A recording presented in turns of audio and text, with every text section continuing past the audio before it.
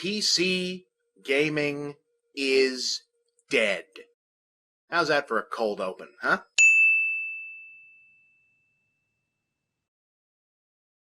Of all the things in gaming that everyone knows but no one is supposed to say out loud, this is the most loaded of the moment. Hell, it's probably the most loaded of all time.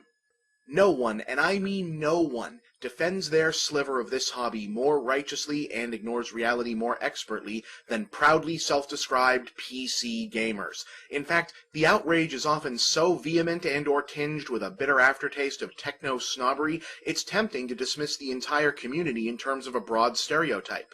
That of the rage-fueled adult that resulted from the petulant child whose parents wouldn't buy them one of those nice shiny consoles like all the other boys and girls had, and thus had to settle for whatever came out on the Apple IIe because they were able to convince mom that they could at least use that one for homework. So while the rest of us were gorging ourselves on a buffet of imaginative wonderlands, they were stuck getting really, really good at Number Muncher and compensating by convincing themselves of the medium's innate superiority to the point that it developed into a full-blown delusional obsession.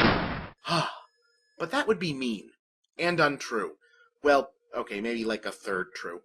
In any case, the writing is on the wall. PC gaming is done, or rather, quote-unquote, serious PC gaming is done. Web-based diversions like MMOs and whatever Zynga's latest contribution is have a bright future yet, but everything else, not so much. First-person shooters have pretty much migrated fully to the consoles, and by next generation, everyone will have some variation of a pointer controller, and PCs won't have the tangential superiority of the keyboard and mouse even anymore to hold on to. Point-and-click adventures? Yeah, there's actually been a revival of those on the Wii.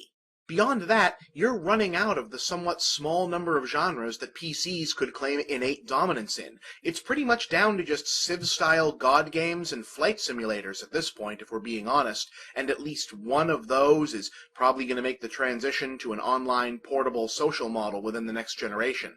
Call me a heretic, tell me I don't know what I'm talking about, at least one of those is probably true, but that's where we seem to stand from where I sit. The thing is, nobody ever seems to ask what PC gaming being quote-unquote dead actually means, why it's happening, what it says about where the medium is heading, and etc. So, since a whole lot of you probably already hate me just for the title of this episode, I'll jump right in. PC gaming is dead because the PC as we know it is dying. Think about it for a moment. PC, personal computer, home computer.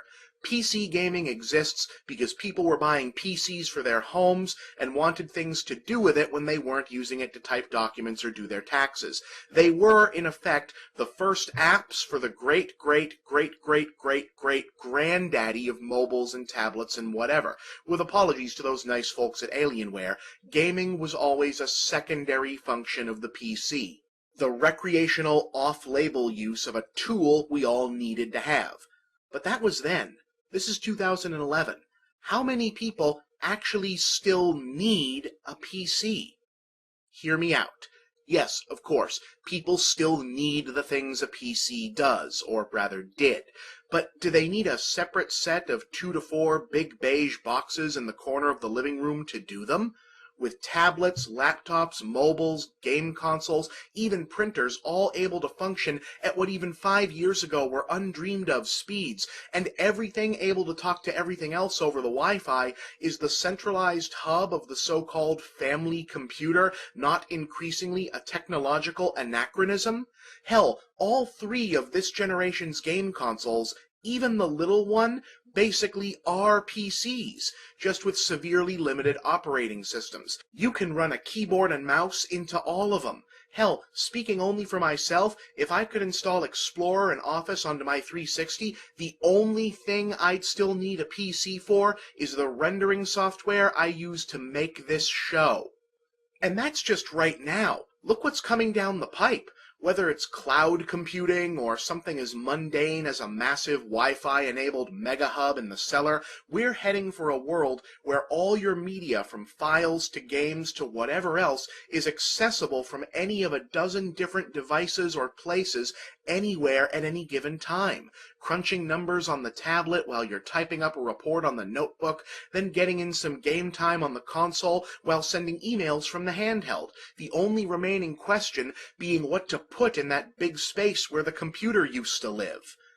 If you'll permit me to don my futurist hat for a moment, one day soon, most of you hearing this will live to see young children look at you with disbelief when you tell them that back in the olden days, a computer was this big chunk of stuff that needed its own whole place in the house.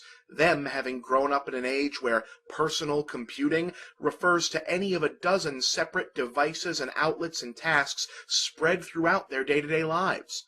So, yes, the days of hunching over the keyboard, tapping and clicking your way through StarCraft are probably circling the drain. We shall mourn them, as we mourn all nostalgia. But take heart that while PC gaming is at an end, PC games are not. They, like the rest of us, are just moving into new digs for a new age, and I for one can't wait to see what forms they'll take. I also can't wait to witness the epic flame wars as future devotees of the pure and intellectually rewarding artistry that was hardcore tablet gaming rage against the tawdry, casual-centric fad that is cybernetic eyeball implant gaming. I'm Bob, and that's the big picture.